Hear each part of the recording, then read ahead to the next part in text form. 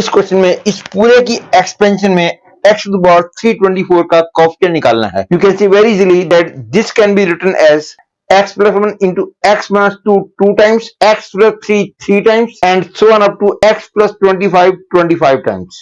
You can see very easily that sum of all these terms is 325. Hence, obviously, the maximum power of x in the expansion of this will be x to the power 325. Also note that x minus x1 into x minus x2 into x minus x3 up to x minus xn is equal to x to the power n minus x1 plus x2 plus x3 up to xn into x to the power n minus 1. Note that x1, x2, x3 up to xn are roots of this. Using the same concept, if I expand this, the coefficient of x to the power 324 will be 1 minus 2 2 times, 3 3 times, and lastly 25 will come 25 times. And now it is clear that this is 2 square, it is 3 square, it is 4 square, and so on up to 25 square. That is, this is the sum of all these. And now to find the sum of all these, it's not proper to add the odd terms and even terms separately. Clearly there are odd number of terms. Therefore, I keep 1 outside, and 3 square minus 2 square can be written as 3 minus 2 into 3 plus 2. 5 square minus 4 square can be written as 5 minus 4 into 5 plus 4. 25 square minus 24 square can be written as 25 minus 24 into 25 plus 24.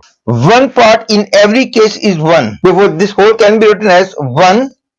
It is 2 plus 3. It is 4 plus 5. It is 24 plus 25. That is, sum of all these is 325. Hence, coefficient of x bar 324 in the expansion of this will be 325. That is, A choice is correct.